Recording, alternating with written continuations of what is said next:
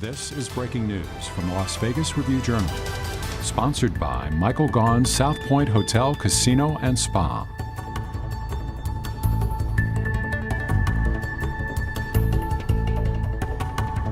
But our guys are hard at work at preparing for the players that we know we're going to see, and some of the things that we're pretty sure we're going to get. So,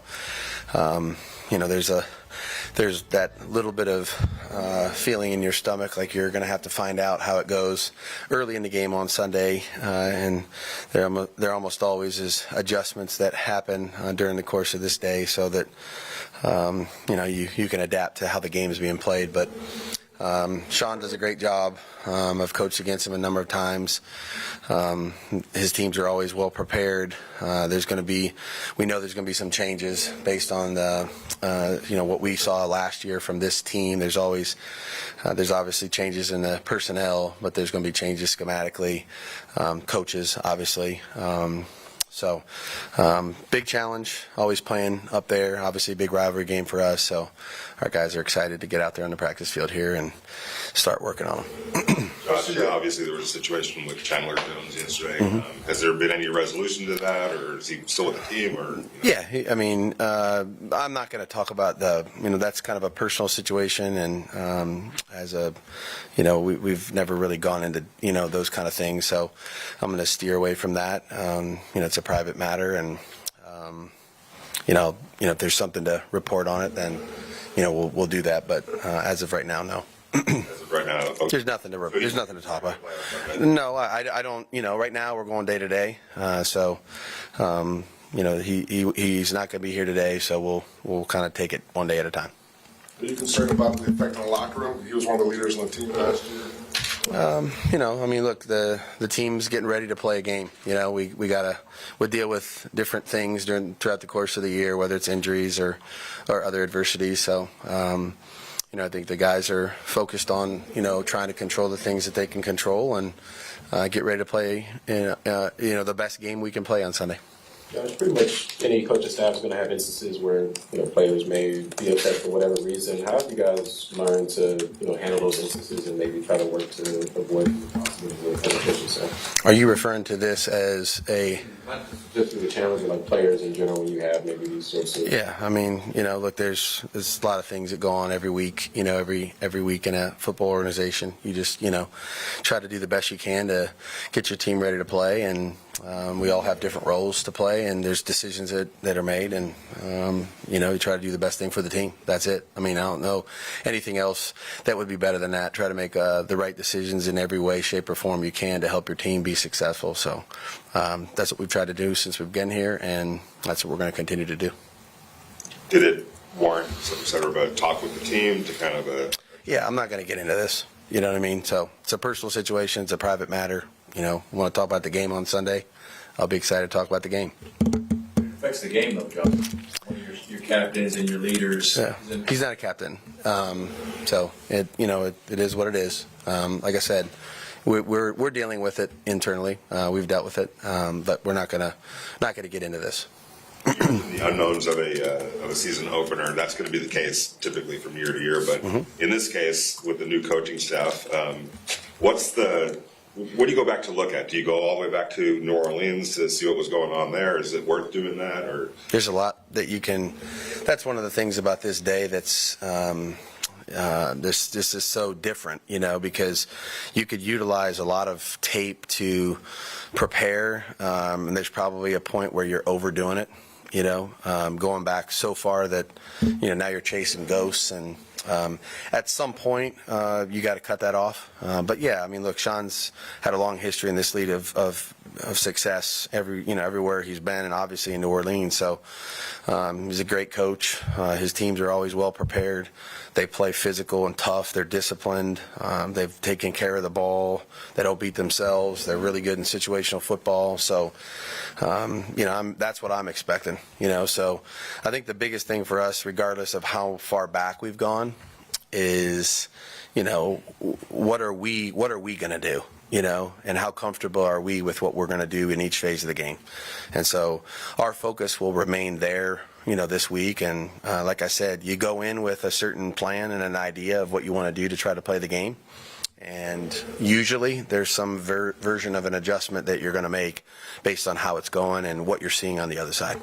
On the back end of that, based off of what you've seen Peyton as a coach, what are some things, when you're game planning against Russell Wilson, what do you think are some adjustments you think you would have to make going up against him in this kind of offense? Well, we'll see about the adjustment part based on how they're going and what they're doing. But Sean's utilizes his personnel extremely well, moves his players around, uses a lot of different personnel groupings, challenges you with formations, motions, tempo. They snap the ball pretty quickly offensively.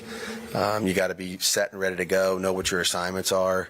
And like I said, generally speaking, his teams execute very well. And so that's what I'm anticipating. I know how good Russell Wilson is. He's had an incredible career.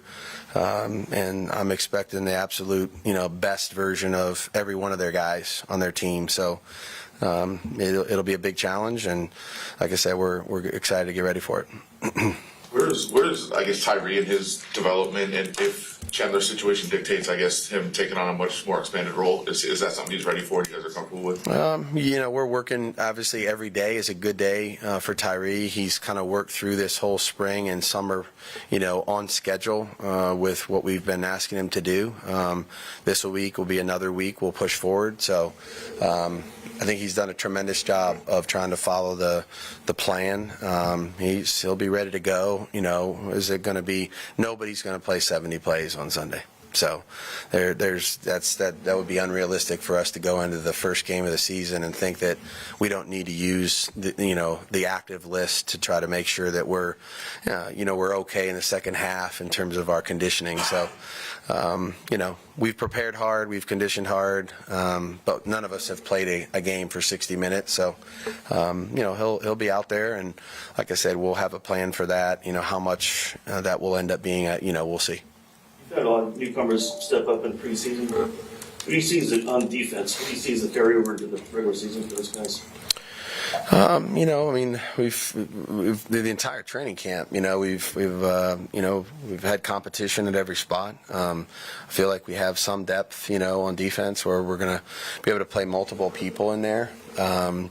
They've really acclimated well to one another. Look, defense is all about knowing what to do, being connected with all 11 players, playing physical, running to the football, trying to get the guy on the ground. So, and take the ball away if you can. So we, I think we have a plan that we're working on that we feel comfortable with. Our guys, I know, feel good about what we're going to try to do here. And like I said, there's probably going to be some adjustments we're going to need to make.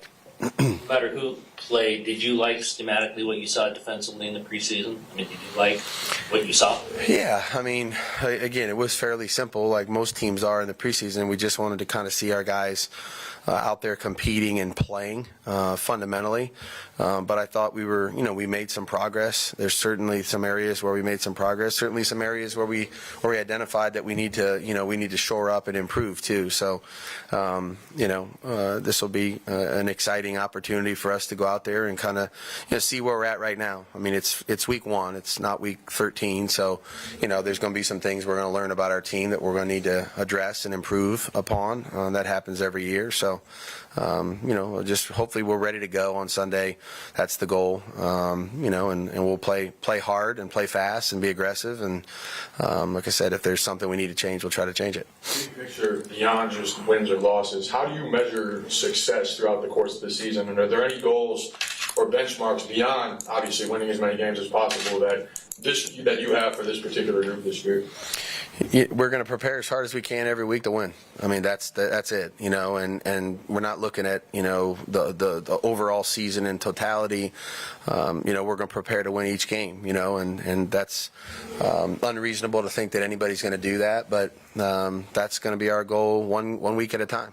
Prepare as hard as we can for the opponent to give ourselves the best chance to perform well. And I think our team understands that goal. We're hard at work at it. I think our guys are preparing the right way for this week, and we'll see how we do. It's only been a week and some change. What are some differences that you've noticed with Josh Jacobs being back in the locker room? How has it been, responded to so far by his teammates? Incredible. You know, the response has been great. You know, voted him a captain. You know, he's in condition, working hard to, you know, acclimate to some of the things that maybe have changed since he was here last, but fits in great with his teammates, does a great job of practicing the right way, brings a great mentality to everything that he does, from the meetings to the walkthroughs to the field. So I've said this 1,000 times. He's a great player. He's a great person. He's a really, really good leader. You know, and he cares deeply about the game of football and works extremely hard at being the best version of himself that he can be. So I'm very excited that he's back. You obviously know Jimmy pretty well. You think there's a chip on his shoulder because of the way things ended in the 49ers, or is that not the way he's kind of wired? I don't really, you know, I haven't really got into that conversation with him at all. You know, I think Jimmy's a competitive person by nature, wants to do his best, prepare hard, work as hard as he possibly can to be the best version of himself that he can be for our team.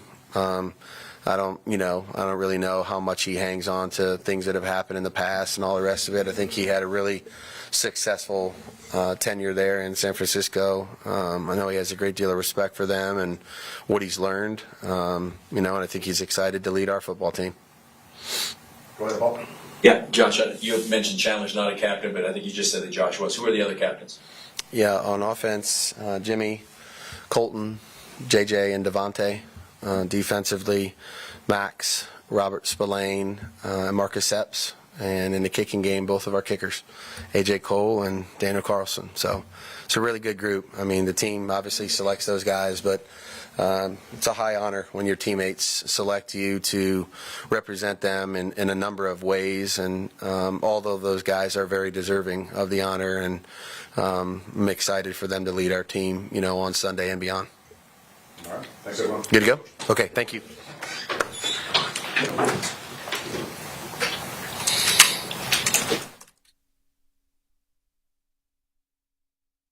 You've been watching Breaking News from the Las Vegas Review-Journal, sponsored by Michael Gaughan's South Point Hotel, Casino, and Spa.